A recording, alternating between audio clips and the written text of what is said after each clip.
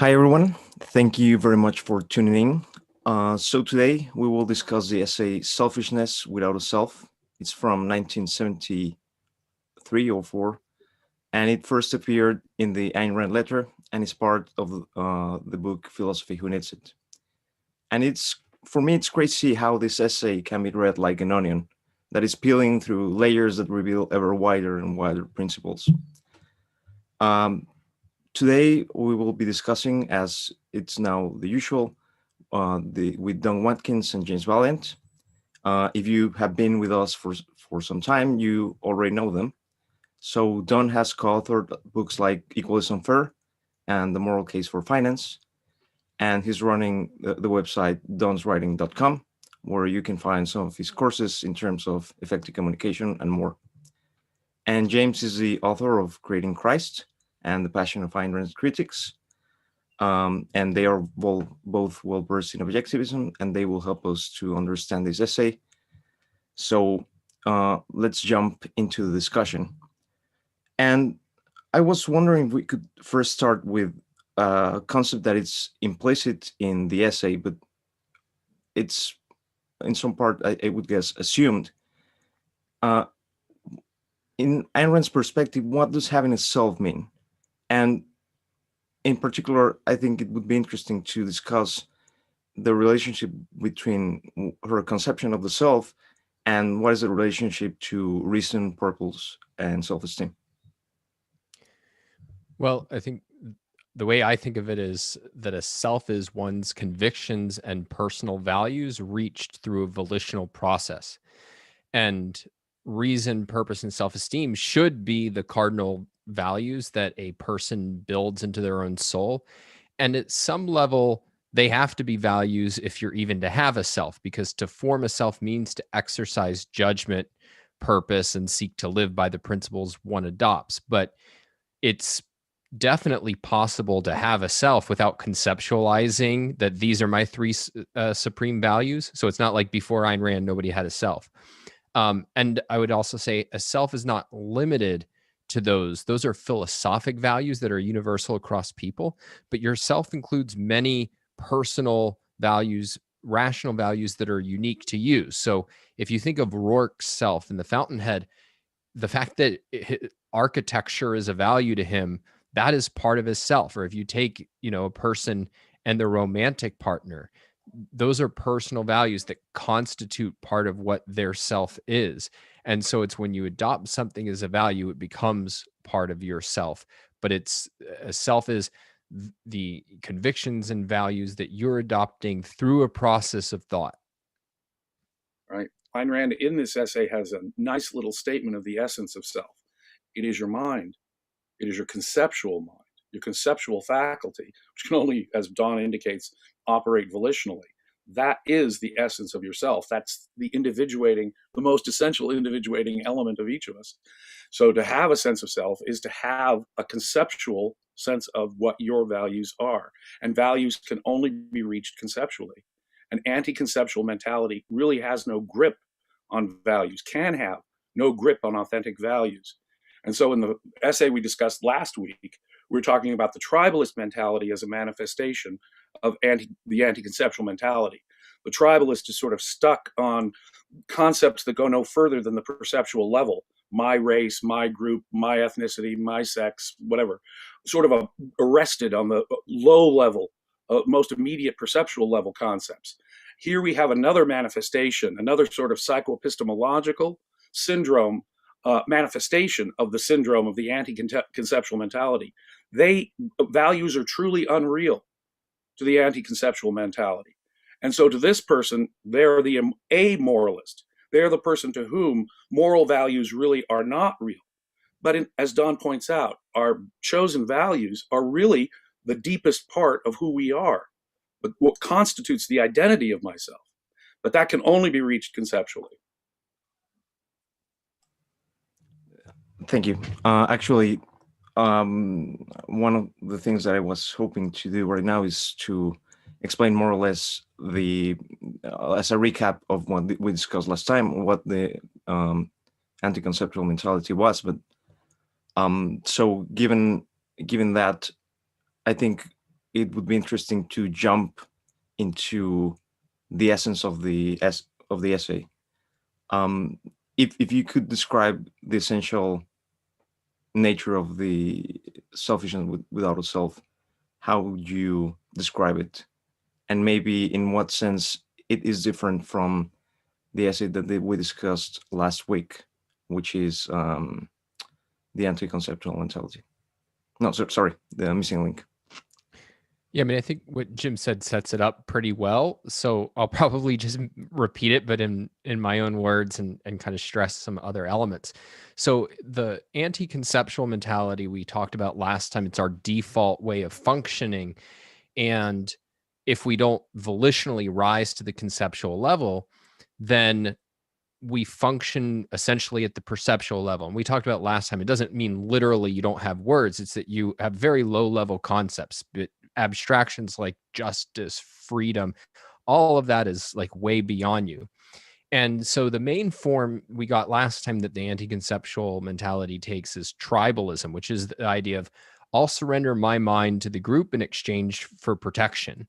And what's most real to me then is the group's traditions, the orders of the rulers. And then the way I'm judging myself is I'm good, not because I'm loyal to any principles, but because I'm loyal to the group. And in this essay, what we're getting is that there's another major form that the anti-conceptual mentality takes, like another way of dealing with the world if one surrenders one's mind. And if the tribalist takes the group's rules, dogmas, traditions, in effect is metaphysically given and tries to conform to them, the lone wolf, which is what Ayn Rand talks about in this essay, is a person moved solely by his own whims. Now, he's still second-handed, but instead of like seeking safety and self-esteem from loyalty to the group and obedience to the group, what he wants to gain is a sense of value by his ability to manipulate others in order to feel superior, to feel respected, to feel loved, to feel feared. And so, I mean, the easiest way to hold it, I think, is that the tribalist is moved by the whims of the group and the lone wolf is moved by his own whims. That's essentially it. That's exactly it. All of us ourselves, all of us have minds and emotional capacities. All of us have values that are good for us or bad for us, whether we know it or not. On the other hand, to access that requires a conceptual mentality. To access the long term requires a conceptual mentality. So the manifestations of this, in contrast, say, to tribalism, are, and I, in my own life, in your own personal experience, you may have heard it 1,000 times. Rights? What are rights? That's just a man-made invention. Moral principles? Well, that's just like Ghost, or, there are people out there who really believe that the entire realm of moral values simply boils down to this guy's feelings or that guy's feelings, and there's no objective reality to them. That's the mentality she's talking about here. The amoralist who uses values in other people's heads to manipulate them.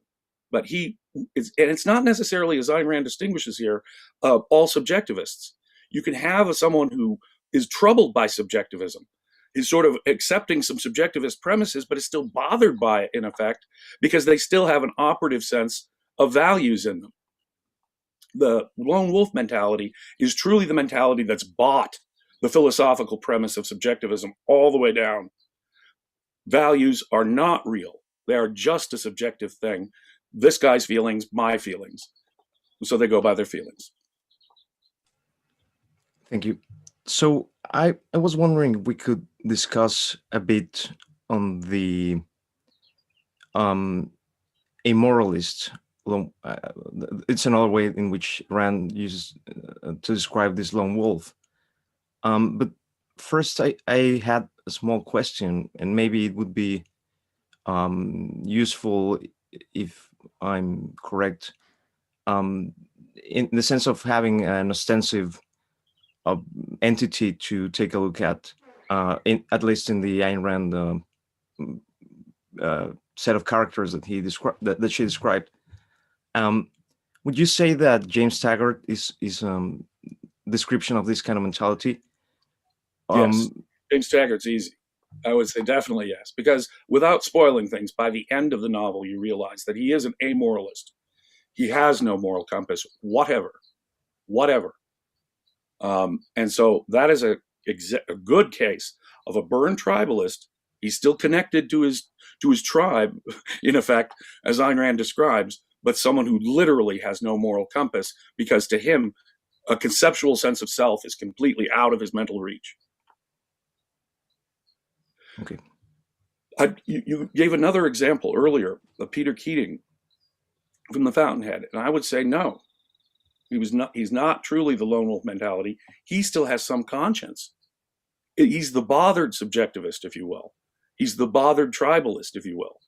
To him, it bothers him when he can't keep his promise to Howard Rourke. It bothers him if he can't live up to Ellsworth Dewey's values. He doesn't know whose values to choose from, but he's still bothered. He has a sense of conscience, and that distinguishes him. Now, like James Taggart, he still has this "I can't help it" mentality.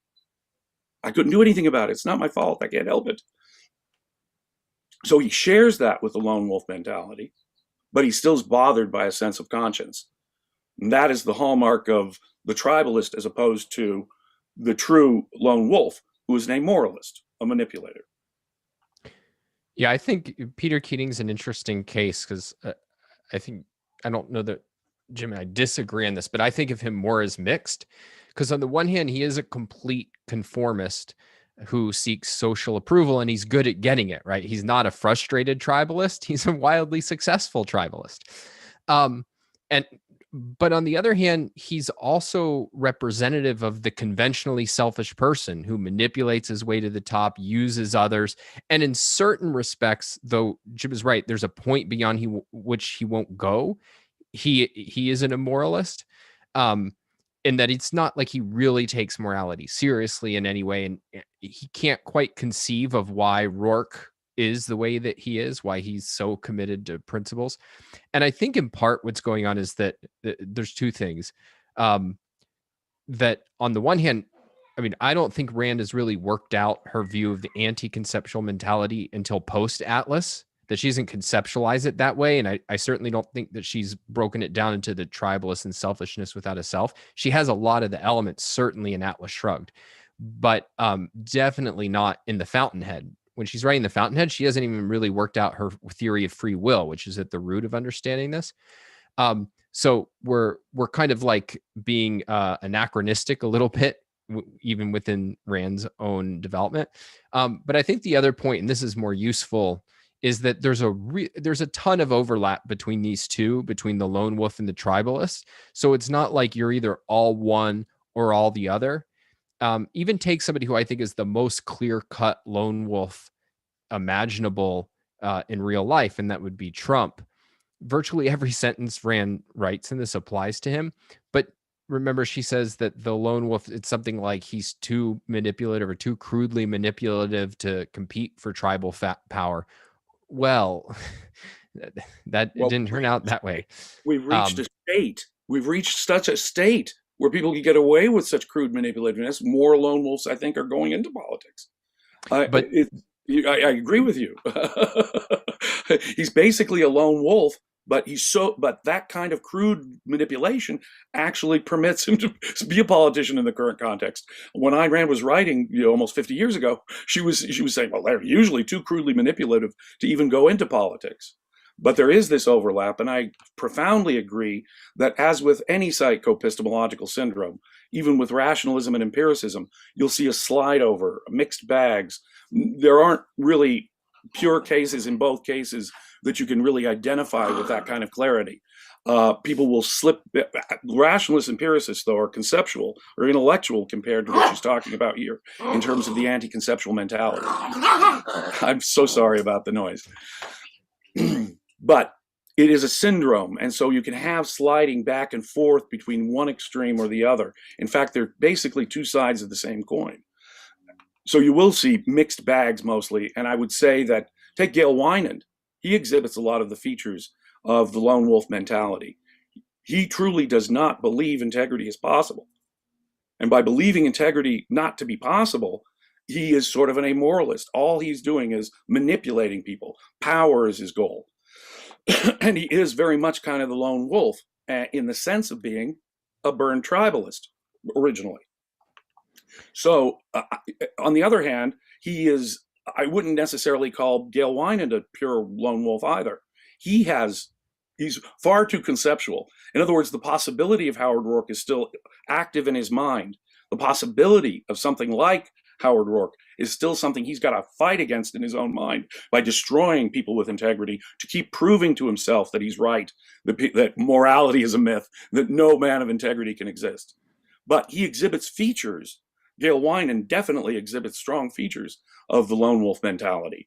And so I have to agree with Don. Ayn Rand has not fully worked out the whole idea of psychoepistemology and these syndromes. But being psychoepistemological syndromes, you'll see sliding back and forth. And cases where most people are not pure on one side or the other. We don't need to go down this rabbit hole, but I will say I don't think of Gail Winan that way at all. I think that he's definitely conceptual, but and has a real self, and that's what you see like with his art and his response to Roark and Dominique.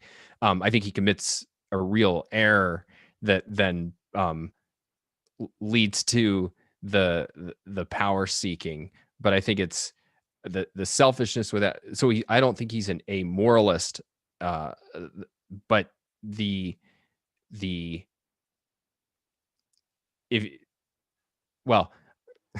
yeah, we shouldn't debate the Fountainhead because we can't assume people have read it. But he I think is a really interesting question, exactly how to think of what is moving him. I really only meant to say that he exhibits features of the lone wolf mentality, that he is I agree, he's far too conceptual to truly be this. But he exhibits certain features because he doesn't take morality. In other words, he doubts the reality of ethics. It's possible. Is the man of integrity even possible? He's entertaining that in a conceptual way. That's what makes him non-lone wolf. But because in effect, he does not believe it's operative that no, integrity doesn't exist. Therefore, power is what I need to achieve. And that's sort of a part of the syndrome she's talking about here. And it is, as we keep saying, a psychoepistemological syndrome.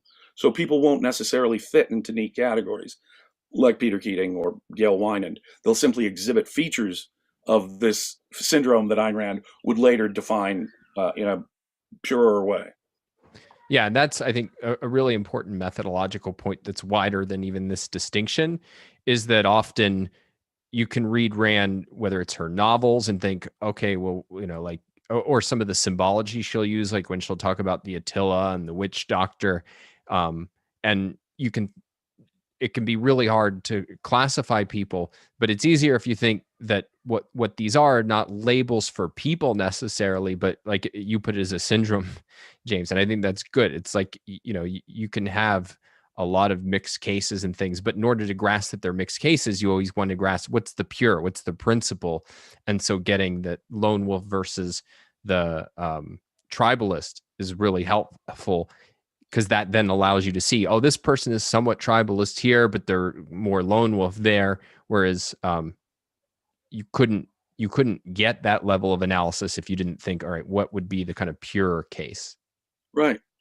That's why fictional characters are easier to do, because they've in effect been essentialized. So I don't know how many in our audience are familiar with the American animated series South Park. There is a character, a main running character, who, as a fictional character, expresses the lone wolf mentality maybe better than any other fictional characterization I've ever seen, and that's Eric Cartman. I don't know if you're familiar with him at all. That is selfishness without a self. He is a burned tribalist. He is a lone wolf who seeks only to manipulate others and has absolutely no sense of moral conscience, and yet is thought of as the ultimately selfish character. He has to ask questions like, in the course of the animated series, is this cool? I'm not sure. So he's waiting for the tribe to define what's cool for him, because he can't really reach his own values. But once he finds out what's cool and what other people value, he will use those values to manipulate them. The total lone wolf mentality is classic tagline: screw you guys, I'm going home. There he is. He's willing to stand outside any sense of moral values, but is completely bought in in effect, to the moral values of others in order to manipulate them, and only to manipulate them. And that's the kind of character that's classically viewed as selfish, but he doesn't have any values of his own. All of his values are absorbed emotionally or from others by osmosis. And to him, those emotionally held values are all he has. It's a selfishness without a self. And I think one of the interesting, or one of the things that stands out in that part of the essay is that she describes the lone wolf as an amoralist. It's not even an immoralist or something like doesn't have any code of morality. But what does that mean? I mean, if you don't have a code of to guide your life, how does this person make any kind of decision? And how, I mean, even choosing what is his standard? Because in some ways he has to choose something, right? Oh, well, that's first of all, you have to make a distinction between a code of values and values. Very few people have a code of values, which is an organized, conceptualized, ultimately a hierarchy that of values. And what most people do is that it's kind of emotional based. But when she's talking about a moralist, it goes even further. It's not just that they don't have a code of values; they don't have any values, right? And that's, she distinguishes it from a subjectivist who may have values, things that they care about and even stand by over time, from the amoralist who has no values. And so you have to take seriously that Ayn Rand has a very specific conception of what it means to value. And an example I often use, because this is where I really started seeing this, in her Marginalia, which has been published and edited by Robert Mayhew, she's reading the economist Ludwig von Mises, and he says that something like selecting A over B means valuing A. And she's like completely outraged by this in her marginal notes. She's like, no, that's choosing. Valuing means that you're selecting something according to a standard. And so valuing for her means adopting standards and then judging and selecting things according to that standard. And so if you think about Rourke in architecture, it's that each building has a central idea determined by the purpose and then by the location and by the available materials. And then that leads to a central idea that's used to select all the details of the building. And is that how every architect operates? No. Think of what Keating does, right? He basically just follows some generic rules about building that he learned from others, and he has no architectural values. Like, he can still design, but it's not a process of setting standards and exercising the judgment and choice necessary to implement those standards.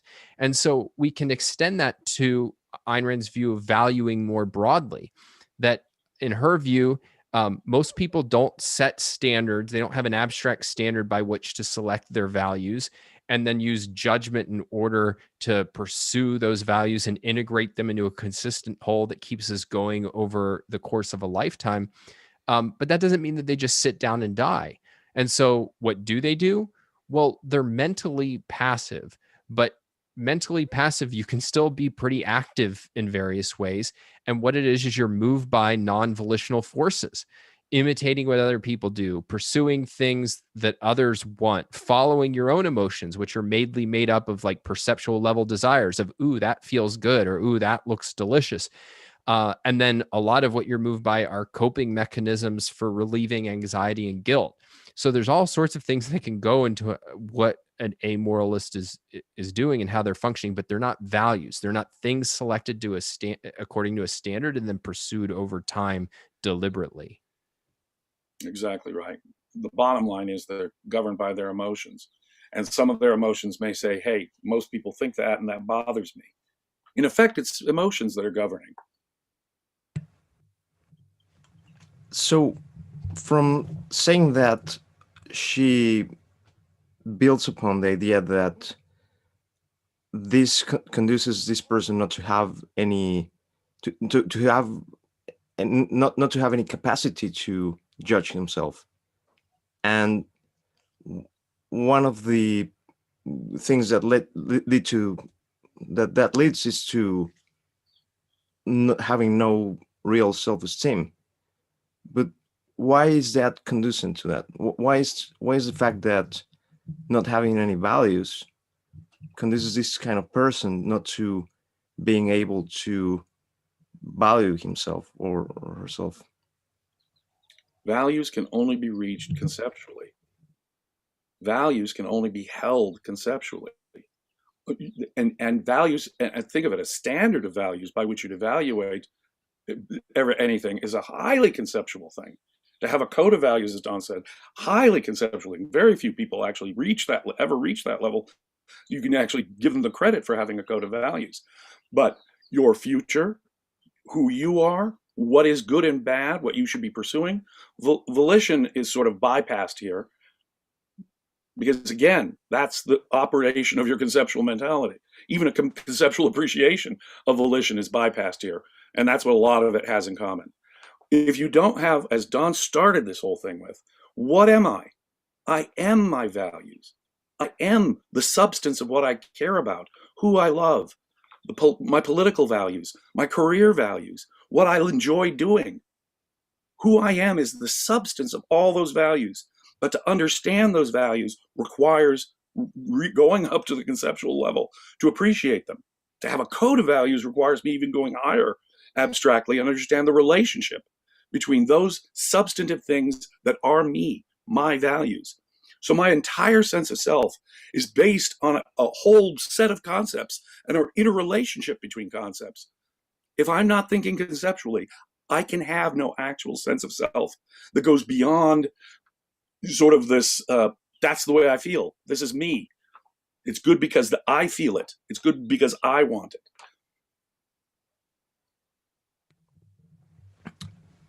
One of the things that Rand also touches in this point, and I was just thinking about this while you were saying this, James, is that this person justifies, I think justifies is the better word, things in terms of it's good because it's me. And one of the interesting things it would be interesting to analyze is that compared to the idea of values being a value for something, to achieve something, but also it's to achieve something for someone. And apparently one of the clear things that goes away is that these values don't have a teleological purpose, but at the same time it would appear that there is personal purpose. I mean, there's a quote value to someone, which in reality is not. But at the same time, there isn't anything. I don't know if I'm explaining myself well.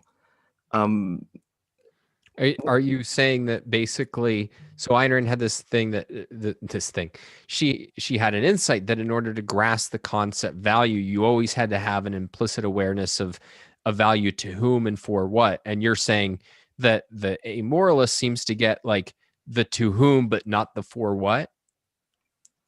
Yes, although, I mean, I was making rather the point that there isn't even a to whom, even though it would appear that it is. Would you agree with that? Well, I'd say that there's. Well, go ahead, Jim. Well, a value to whom, even the value to whom part, it implies something conceptual.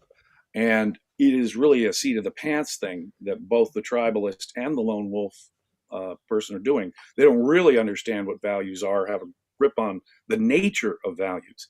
It's really it does substitute, as Ayn Rand says in her essay, The Objectivist Ethics, it does separate out the beneficiary as if that's the standard, as opposed to looking for some real teleological standard. And that's in effect what we're seeing here is, yeah, at least a shallow view of the who question and no inquiry into the for what question. Okay, thank you. I mean, I think I'm not 100% clear on the question, but I think maybe this will be helpful. It's you haven't even gotten to the level of to whom and for what, because there's no valuing. So valuing is not just anything that you happen to pursue for a human being. It's that you set a purposeful goal and are going to direct yourself towards it over time. And there's a when you're dealing with let's call it bad people, there's something that looks like valuing. There's some, in fact, they can even direct themselves to something over time. If you think Trump, like he ran a presidential campaign, so it's like, all right, I have some sort of a goal and I'm going after it. But they're in a Rand thinks that this is not the same thing that like you or I do when we say, all right, I'm going to, build a career as a writer or something like that. Because what's going on is that there's not a positive value that I see as improving my life or some way. It's that they're things that one is doing to escape negative feelings. So it's the kind of one story of why Trump ran that has some basis in reality was he got made fun of by Obama at one of these press corps, where they're all telling jokes. And basically Obama saying, the difference between us is, you'll never be president. And it's that kind of, I'll show you. So there's not like a positive goal or purpose that they're trying to even achieve, but it's what Ayn Rand called motivation by fear, which is coping mechanisms for negative emotions. So it's you haven't even gotten to the level of asking to whom and for what, because it's not even setting it's not, I have a standard of what I'm trying to achieve and then trying to implement it. Like you're not even dealing with that phenomenon. Exactly right. It's arrested at the emotional and immediately perceptual level. So it is fear, it's emotion that's governing. It's not really what Ayn Rand would call a sense of values at all. And I'm trying to pull a lot of this topic of the I or the self, because I mean, I think it's the main issue here. But for this type of mentality, what would an I mean? Because there's to some extent there's not a conceptual I. There is some entity that wants something. Do you think that it would be similar to the kind of I that that an animal would have? Well, remember, they're arrested at an anti-conceptual or low-level sense of conceptualization. So they can't have a highly conceptualized or very much of a conceptualized sense of self. To them, their sense of self is the screaming emotional child in fear. That's really what psychologically, that's the sort of thing it would come down to. That's crying kid inside of me who's terrified. Literally, because they don't have a conceptual sense of self or the conceptual sense of values, which would give them a conceptual sense of self, a substantive sense of self. Absent that, they are perforce treating their emotions as automatic givens, and that's the most of a sense of self they can have. Those emotions can be conflicting. One emotion can pull you in one way, another can pull you in another way, but whatever that set of conflicting emotions are is really their only seat of the pants sense of self, because they really can't have a true sense of self, which would require rising to the conceptual level.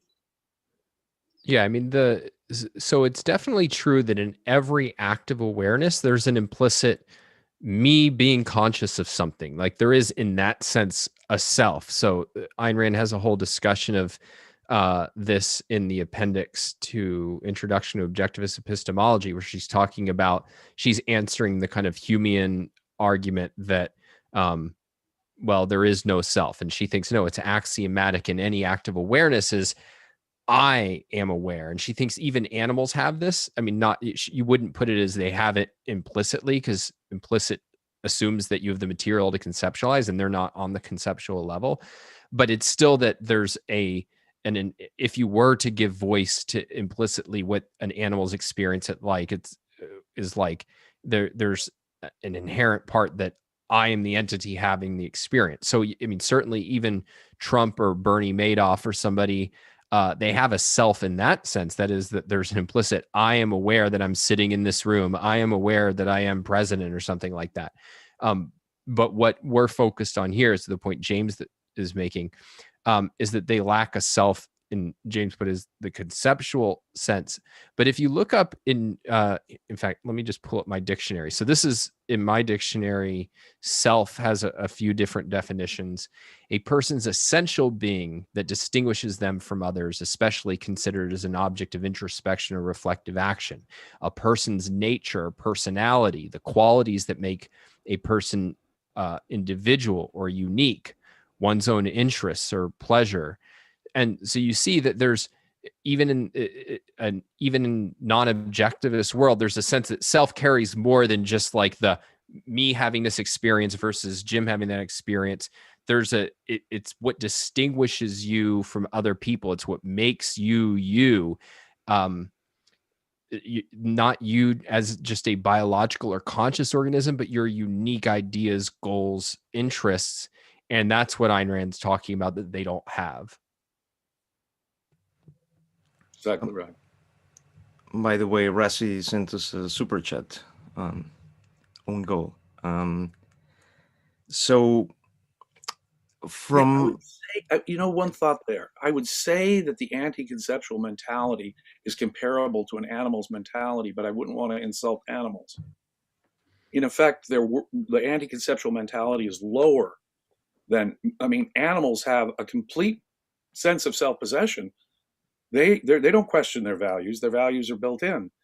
In effect, there's no dichotomy between their values because they don't have a conceptual faculty at all. They don't have a self-awareness at that level at all. On the other hand, they're completely self-possessed about their values. It would be an insult. The anti-conceptual mentality is not self-possessed about his values because he's a human being who requires the conceptual level to get there.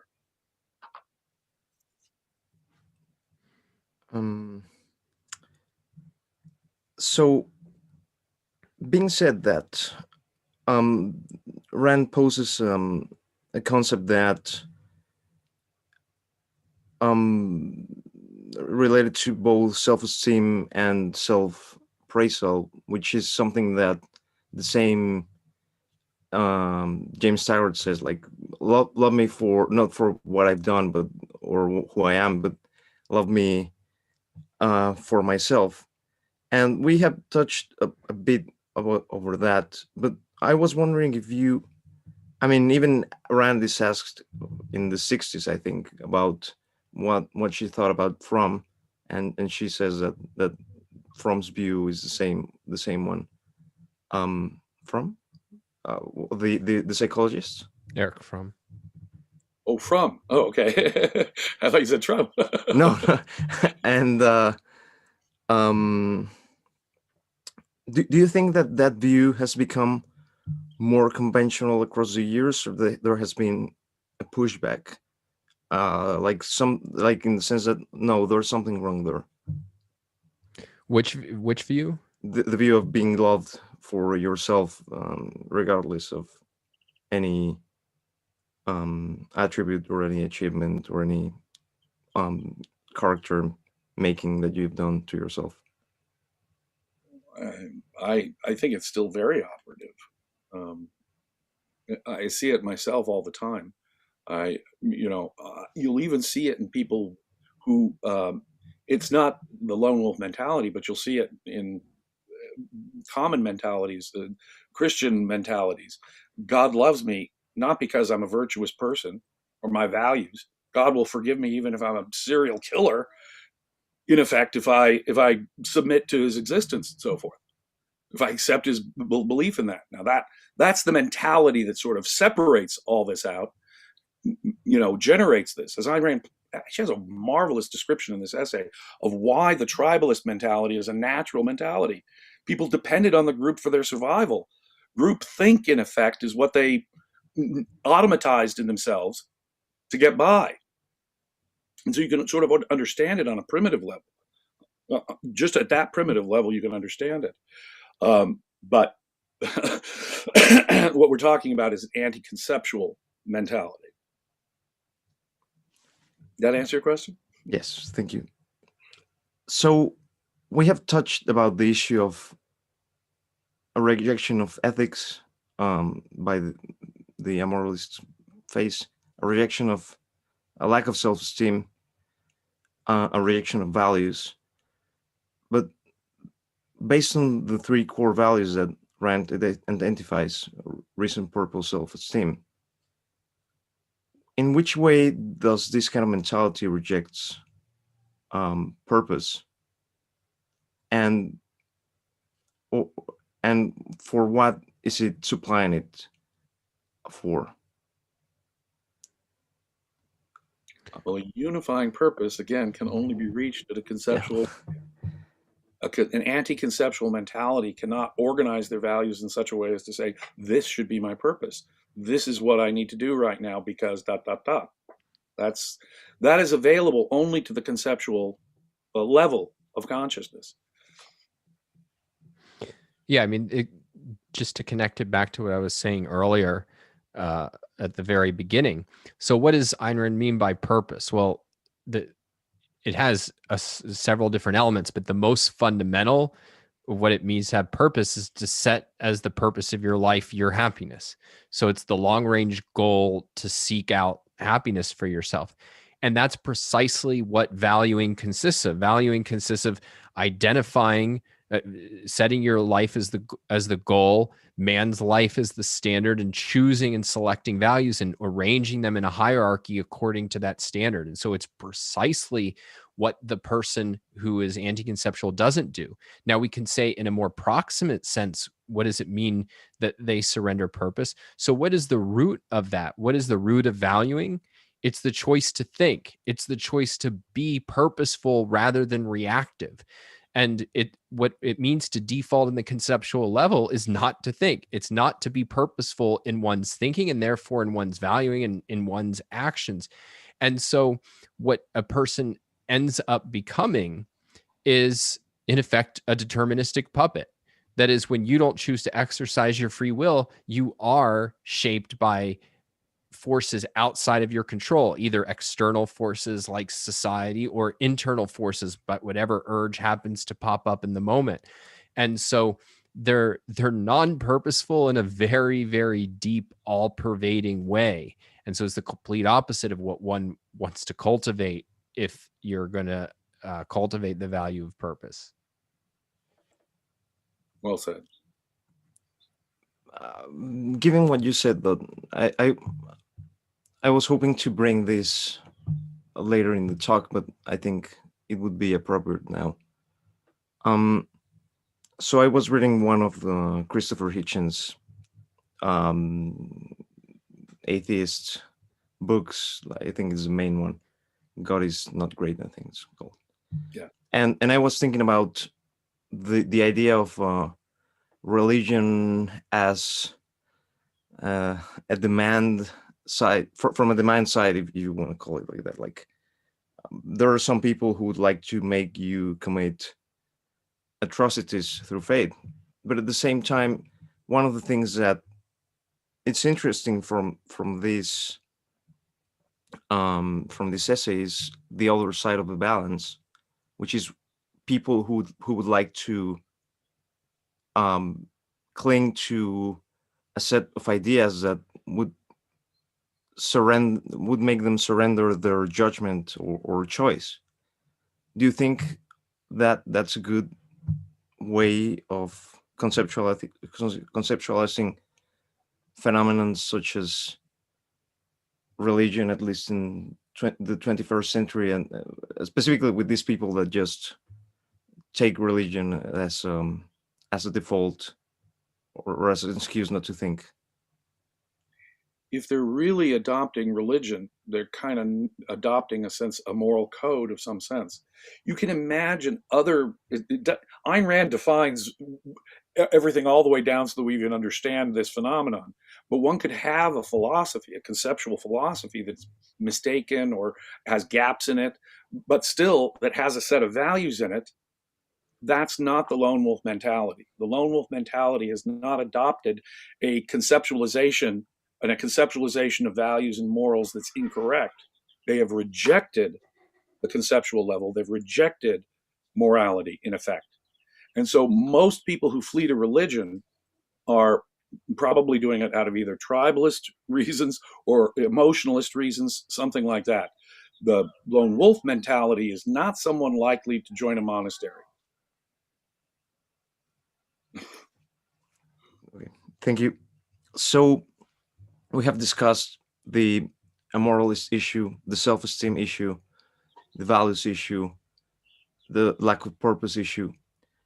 But at the same time, another thing that Rand mentions is that at the same time, the lone wolf must absorb some of its quote purposes or whatever it's replacing their values from other places.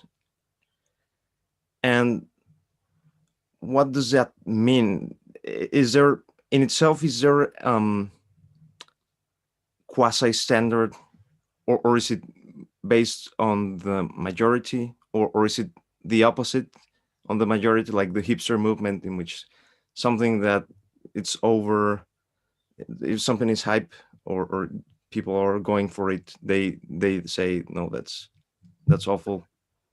Well, here it really is kind of random what values you're going to absorb if you're non-conceptual. The only way to bring control and order to your thought or action is by being conceptual. Now, yeah, you're going to have to absorb it, but it's going to be an emotional thing. Whether it's majority rule, probably not if you're a lone wolf. You might reject majority rule as such, but nonetheless, your values are coming from somewhere and you're not generating them in a conceptual way.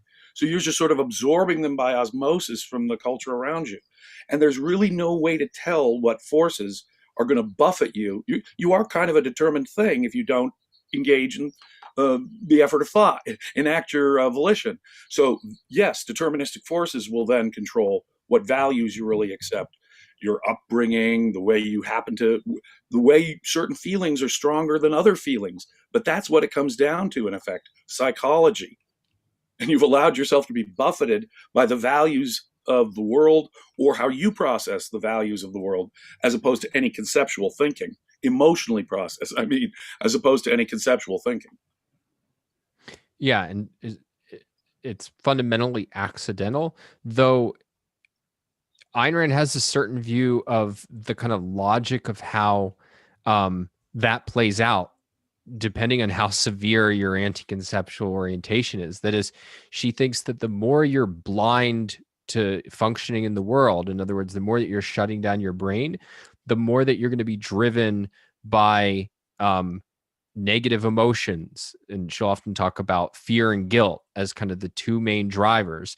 And she thinks that there's reasons why that pushes you further in the direction that ultimately climaxes in what she calls hatred of the good for being the good. And the point is not that every conceptual mentality ends up there, but her point is that basically if you shut down your mind, you're going to be pushed to a darker and darker place. And the things that you end up pursuing are going to have a tendency to move from kind of like perceptual level values of, ooh, I'll have a flashy car and get, some women or some men or whatever the case may be. And, oh, that's money. That'll be great. Like I can go out and party. You'll get pushed from that kind of thing, that it can move more and more to not pursuing something like money or sex, but now power, control, and ultimately destruction of what you yourself sense as to be good.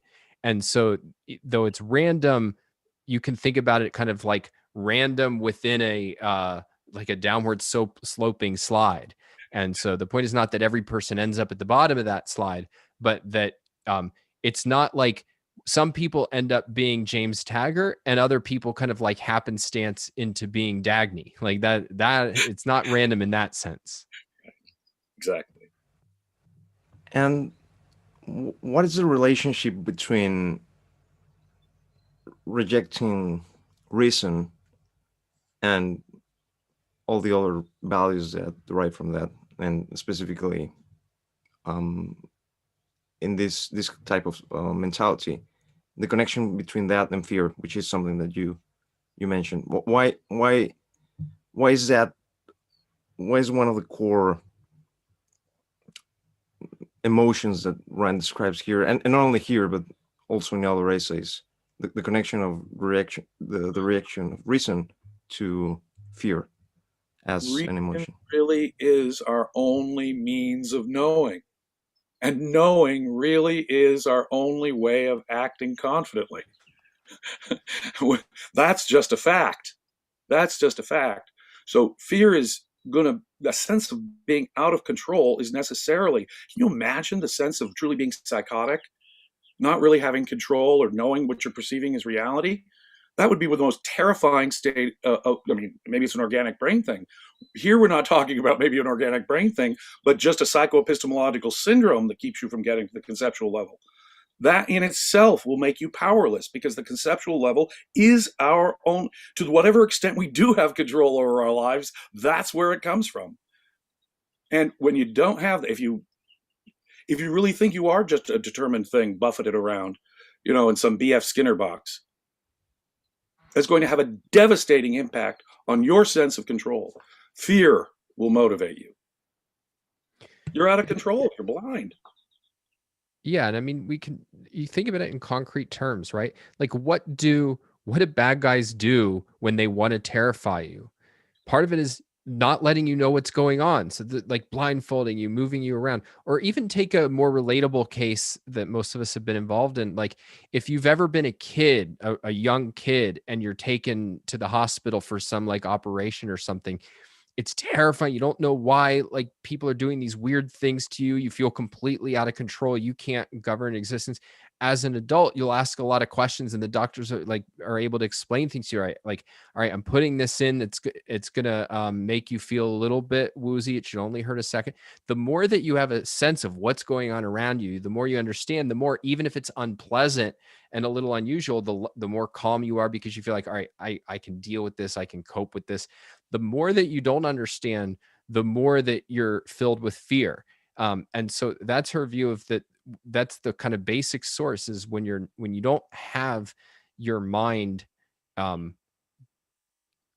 at work to give you clarity, life becomes much more like there's people poking and prodding me and I don't know why and I don't know when it's going to stop and I don't know where this is going to end up. And so that's I think what she's getting at in terms of why reason is the root of failing to engage reason is the root of this kind of deep fear. Right. Following up a little bit on that, ignorance itself can be a source of fear. I just don't know. Maybe I don't have the information to know that, so I just don't know. That's fearful enough. Can you imagine a psychological, psychoepistemological syndrome that says concepts themselves are arbitrary or concepts themselves don't really reflect reality? That cuts off the entire possibility. It's not just a contextual, I don't know this particular thing. It's now any conceptual knowledge is questionable and in doubt. That must be a cosmic and chronic state of fear. Or maybe another example is terror movies, in which they never show the monster and then something appears. But would you say that in this type of mentality, I was a bit struck about the description that Rand gives, and it's like it's not only probably not only an emotion, but she describes it as a metaphysics of people against him, and that these people will kill him, and that we will, and that this person will try to even, I think, even kill to hide the fact that he knows that.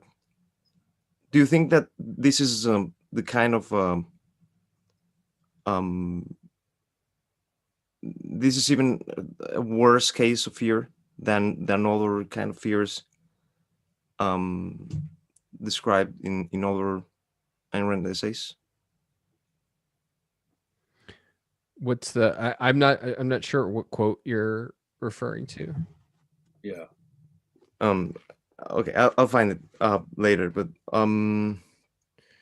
I mean, she raises the phenomenon she's talking about in this case, in terms of like when she's talking about fear, and is the same phenomenon that she'll talk. It comes up in Galt's speech, and it's, we gave these kinds of examples of you're out of control in a sort of delimited way. Guys broke in and they're doing something. You don't know what's going to happen to you, but you can still, in those cases, have a sense of your basic ability to cope with reality, and it's not mixed with the sense that you created this. So this is why she thinks that there's something qualitatively different and darker and more corrupt and worse for a person who's at the anti-conceptual mentality level, because it's self-made blindness. And so think about, to take our examples again, there's a big difference between the doctors are poking, prodding me, and I don't know what's going on, and the person who, let's say, has been recklessly like using drugs or threatened the cops and now got shot, and now is in this terrifying case of I don't know what's going on and I created this mess. But now it's even deeper than that, because there it's just sort of mixed with guilt. But here it's I've surrendered obviously they don't hold it in this way consciously, but it's that I've surrendered my means of survival, my means of knowing anything. And that's the result of me being poked and prodded and, life going wrong. It's that a person can be terrified in a moment and not feel like they have control. It's very different to feel like I could never gain control back. I don't trust myself enough to exercise the thing that I would need to do in order to gain control. And so there's a really, there's no more fundamental kind of fear that one could have than self-made blindness. Exactly. It's self-induced. As a prosecutor for almost 18 years, I had a glimpse. I read a bunch of psych reports on criminals for what they're worth, but I saw a lot of real world, literally thousands of real world examples of people who are acting immorally.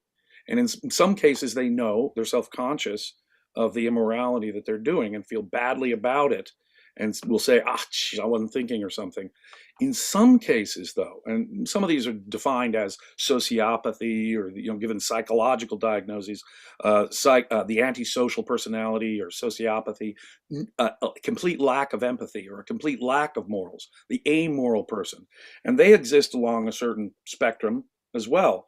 But there is the type of mentality who is amoral and did not really, there's much of a conscience there at all. There simply are manipulators because they are not at the conceptual level of understanding values. And the emotion, the psychology, and this is a universal from my experience. The psychology of the amoralist is one of chronic fear. They're out of control. They're in desperation. They act out of desperation from fear.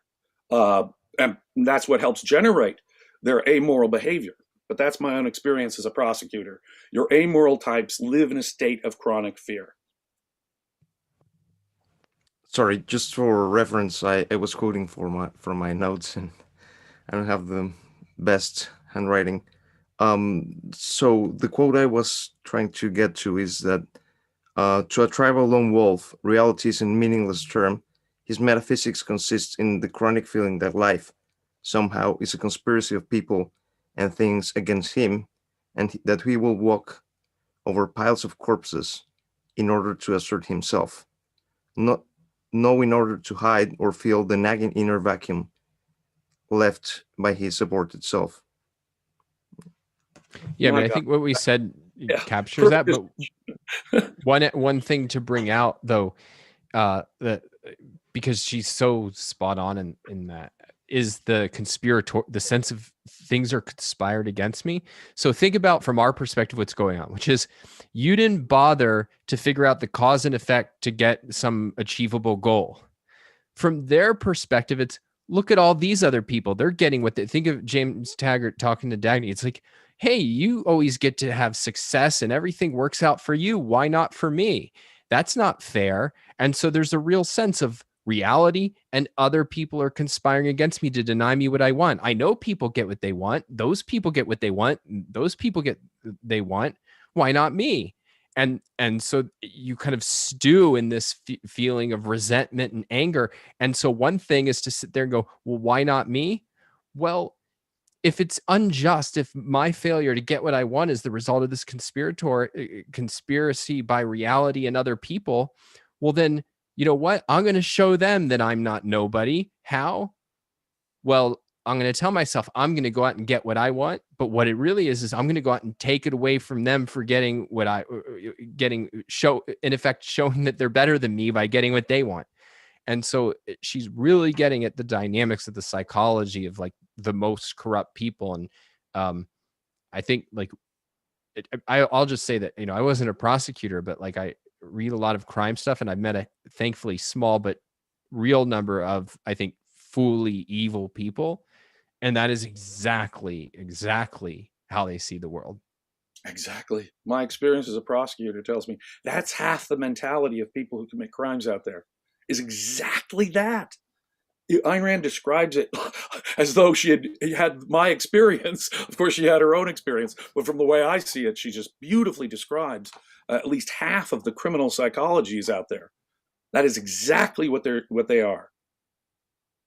Yeah, I mean, one popular trope, if you watch like any of these shows, like the last 40 or the first 48 or anything where you see real criminals or like any of these prison things, one of the like often they'll have what seem like these crazy reactions. Well, they'll kill somebody over some minutia, and it'll often be something like he didn't show me respect, and that's the tip off. Like if you like, would you like kill somebody in a flash and throw away your life for some random dude's respect? But if you realize there's this stewing resentment because I don't respect myself, and this person's in effect throwing it in my face by not showing me fealty and fawning devotion, now you can really make sense of something that on the surface is completely unfathomable.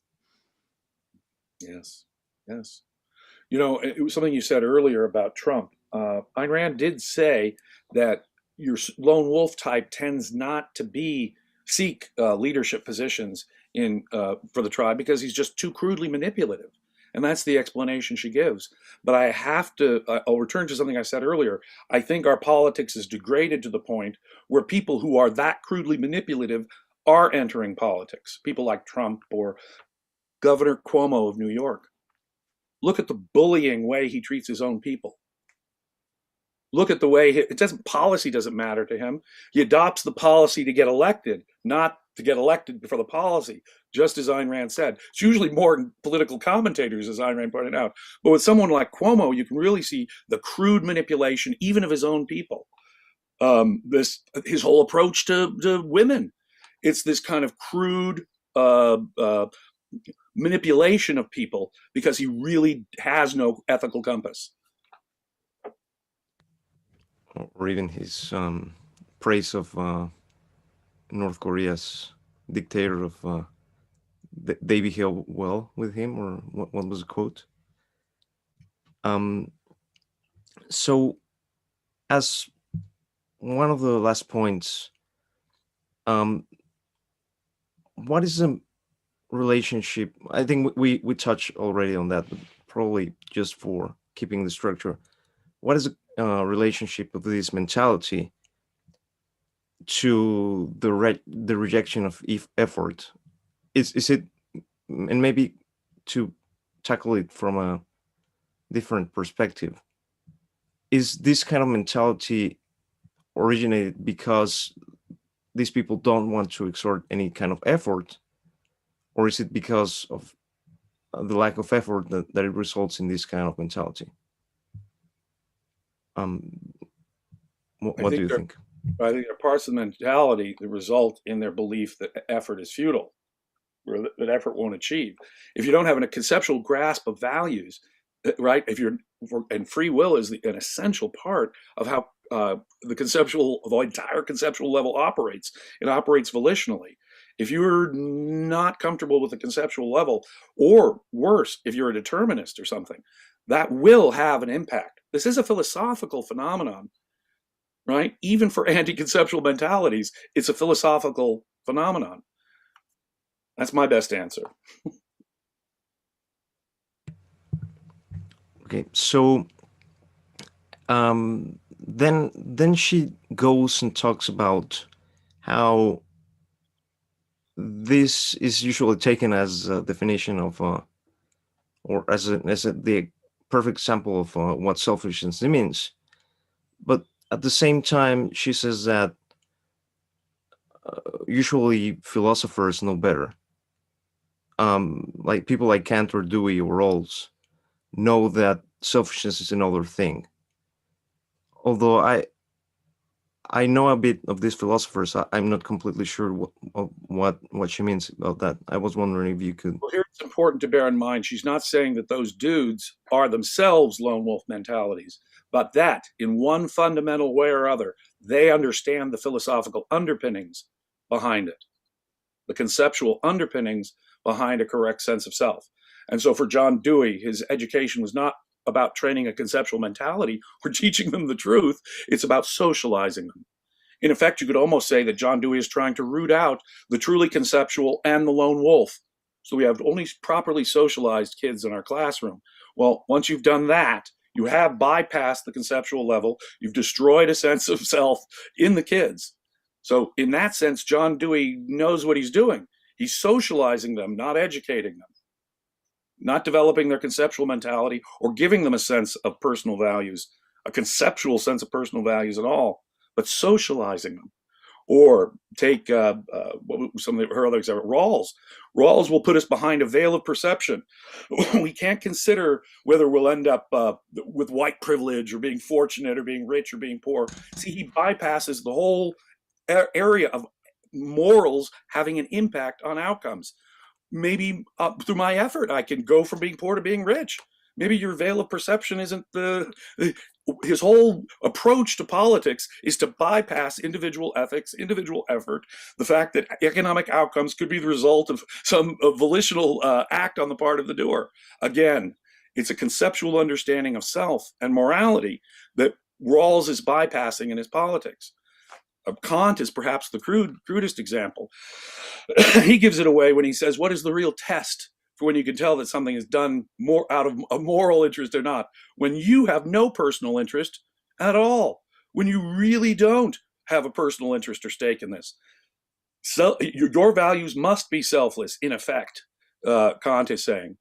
All of them are plugged into the same idea. They are opposed to a conceptual view of yourself, of the self. They make impossible a conceptual view of self. Not that they themselves are lone wolves. Yeah, I mean, I find it really helpful to just read exactly how she puts it, right? So she says, it is obvious why the morality of altruism is a tribal phenomenon. Prehistorical men were physically unable to survive without clinging to a tribe for leadership and protection against other tribes. The cause of altruism's perpetuation into civilized eras is not physical, but psycho-epistemological. The men of self-arrested perceptual mentality are unable to survive without tribal leadership and protection against reality.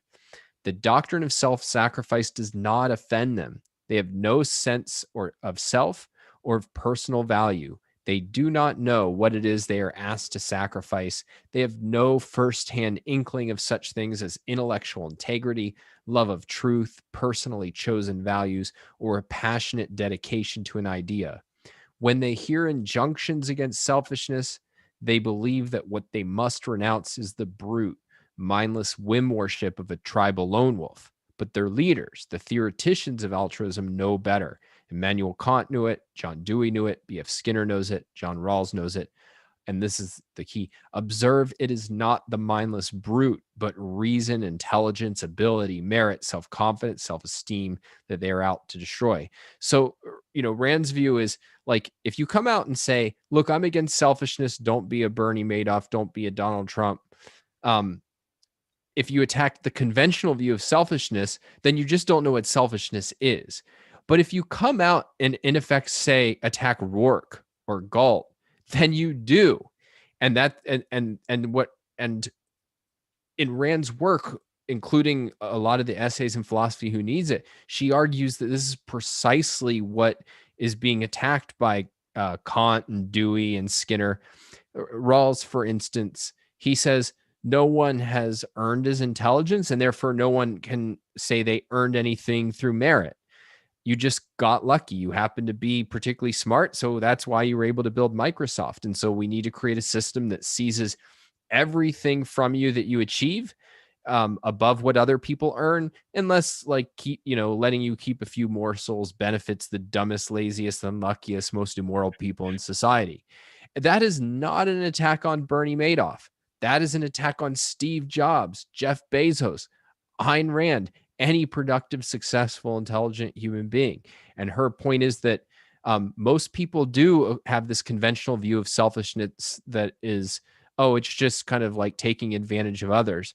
But that the theoreticians, that is not who they spend all their time talking about and attacking. And therefore, they know that that conventional view is really a package deal. Now, it's not that they know it fully conceptually, like they could have written the objectivist ethics. They just want to spit in the face of works, but they sense it. And that's why they're driven over and over to attack.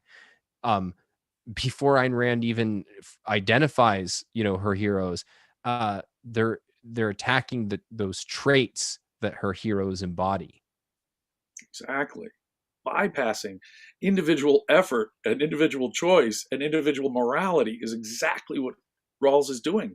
It's just not a conceptual reality to him. And so you'll have his stepchildren like President Obama saying, you didn't earn that, to every single businessman out there. The whole idea that somehow your moral qualities, character, and actions might have an effect on economic outcomes is just not real to them. So, I'm going to paraphrase one question that we have. Is are psychedelic drugs, can psychedelic drugs induce some of these mentalities? Could they further them down, or could a normal mentality be swing to an anti-conceptual mentality, long wall mentality, through psychedelic drugs? Well, it's complex because the different drugs are different. Like some psychedelics, I mean, you get to non-perceptual, like you get basically like you don't even have, normal perceptions. Others, you more retain a sense of self, a sense of place, and it more is having like emotional distortions and things like that. Like if you think of MDMA, right? Like you can still see, okay, there's people and you can have a perfectly fine conversation. Indeed, that is used in therapy, whereas if you take a bunch of LSD or ketamine, you can lose real contact with the world, and you can lose sense of self and all of these things. So you'd have to take them one by one. But no, I wouldn't. I definitely wouldn't say that like the mentality of James Taggart or Trump is like a guy on shrooms. Indeed, I think like you're in a much better position if you take shrooms than you become a Donald Trump. So okay. there's a whole separate discussion to have about these things, but I wouldn't draw any sort of parallel between them. Yeah, and it's how you conceptualize it, I think. I think there are people who could use drugs in that way and avoid the conceptual mentality by using drugs, and there may be lots of people who depend upon drugs in order to avoid some kind of conceptual mentality. To have a properly functioning conceptual mentality, your perception has to be correct too, and you have to be confident in that, and you have to be confident in your judgment. And one thing that drugs absolutely do, even if they are just like alcohol or marijuana or something in reducing inhibitions, we still don't necessarily make our best decisions when all of our inhibitions and anxiety are removed. So, but on the other hand, I think it has more to do with the way we conceptualize the experience. Just the fact that a person used drugs or for, say, maybe therapeutic or experimental purposes or something, doesn't necessarily mean they're anti-conceptual. It's how they understand that drug experience. If they understand the drug experience is altering their consciousness, And that's exactly what they're exploring. I wouldn't necessarily say they were anti-conceptual at all. Okay, so I would like to go over the last point, which is the need of conceptual mentalities for reclaiming humanities. But first, I was wondering if you have something else that we should have discussed um,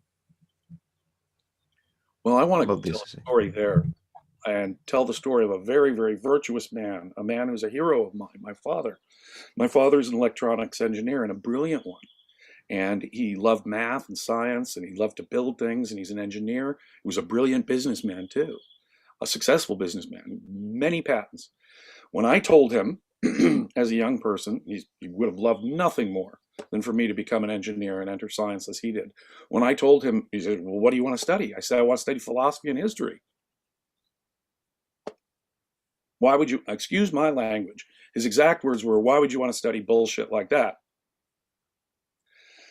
And I thought to myself, if people like my dad had not given up on the humanities, and you can understand why philosophy has frightened people away, the better people like my dad, away from the humanities. If values are subjective, if you're going to go down all this BS philosophy that's going to undermine everything I can understand about human nature, human history, human psychology, if philosophy is that nonsensical, it is bullshit. And in one sense, he's right to reject modern humanities as, in effect, a solid wad of BS. But he's also rejecting valid fields of inquiry in the process. And unfortunately, the better mentalities have gone into the hard sciences and engineering and things like that precisely because it is a way for them to be conceptual, at least in this little compartmentalized area for them to be conceptual, and have some sense of themselves. A classic example from my own personal experience. Now, my dad has come around. I've explained philosophy and Ayn Rand's philosophy enough to him that he's like, oh, I get. Oh no, that's not be. Wow, that's of enormous importance. That's huge practical import. Dad could come along to see it, but modern philosophy had frightened him away from the entire field of humanities and even scared him on my behalf that I was entering such fields.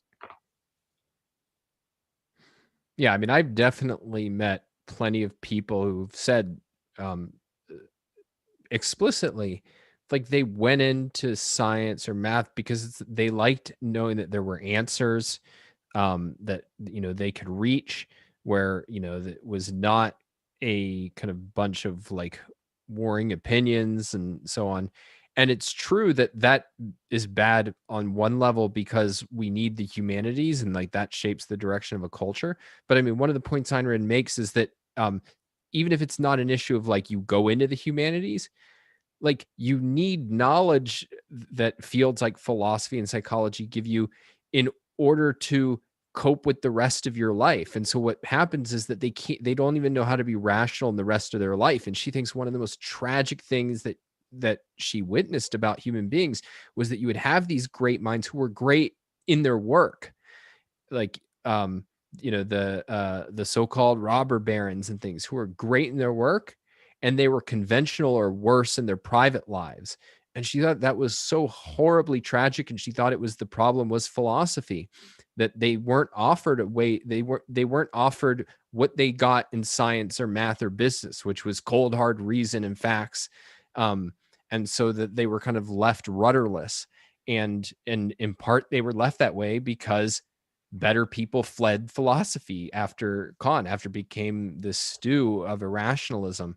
And so, yeah, it's vital for the direction of the culture, but it's vital because each one of us in our own lives need the guidance of principles, and particularly the guidance of philosophy, in order to govern our own existence, in order to decide how I'm going to deal with my friends and my romantic partners and my business partners, not just like what is the moral way to deal with it. And that is what people have been starved of. And the more rational you are in a certain way, the worse, because the more that um you will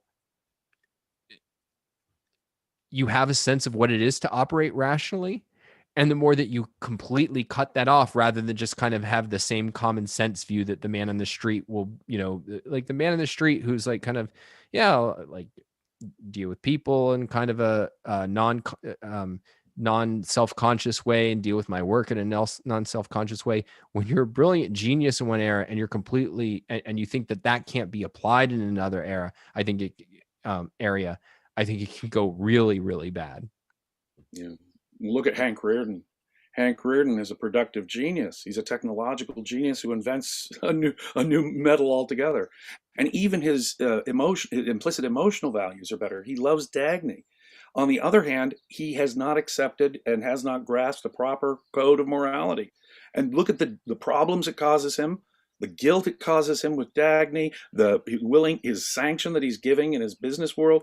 Until he gets a better code of morality, he is really helpless, no matter what his genius in metallurgy, no matter how benevolent his values about Dagny. He's still a victim of philosophy until he gets a better one. Thank you. So I was wondering if you have departing words, and probably if you could address what it could be achieved if better people, if the conceptual minds grasp the humanities, what could be the world that we could be living in, and basically that's it. Wow. The unlimited vistas, the unlimited possibilities, the unlimited roads that John Galt talked about are what's possible. It's hard to imagine. It really is. It's hard to imagine. But can you imagine a self-conscious dedication to the level of concepts, an objective understanding of values, which can only be reached conceptually? That in itself would have talk about an effect of wiping out all that unearned guilt and unnecessary fear. Talk about clarifying the mind. If you're asking me what the potential for humanity is, if Ayn Rand did inspire people philosophically to be conceptual, to understand values as an objective thing, it would be a new world. Yeah. Yeah, I mean, I don't really have anything to add to that, at that level. The way what I think is most striking about this essay, like in terms of a practical takeaway. So one is obviously you understand other people better, but really this idea of like actively trying to build a self and seeing morality not as these are a bunch of kind of rules that I have to follow. They're going to tell me what I can and mostly what I can't do, but that morality is going to help me build a self. Like that is an exciting proposition and a powerful proposition. Then to realize that if I don't do it, that there's nothing that's going to do it for me, and that should be a really disturbing kind of outcome. But to really think about morality in part as a guide to building the kind of self that I want. We talked about art and its role a while back, and how part of what art allows you to do is it shows you different kinds of lives that you could live, different visions of what life could be. And then part of what you get to do as a human being is you get to choose among them. Like nobody can take away that ability for you to decide, no, this is what I want out of life. This is the kind of person I want to be. I'm going to go out there and create a self. And that I think is a really powerful thing. So yeah, I agree 100% with what Jim said about the kind of world and culture that you can create on a grand scale by taking a conceptual approach. But I think it's also what's thrilling and exciting is what we can do on our own scale in terms of creating the world that we want to live in and the character that we admire. Great. That was a great way. Perfect words to depart with. So next week we will be discussing men's rights. Wednesday, same time. And also, Rassi is telling me that at 9 p.m. there will be a special panel discussion Celebrating with a Living, which was published 85 years ago today. And also, if you like this kind of discussions, please consider becoming a member of the Ayn Rand Center UK.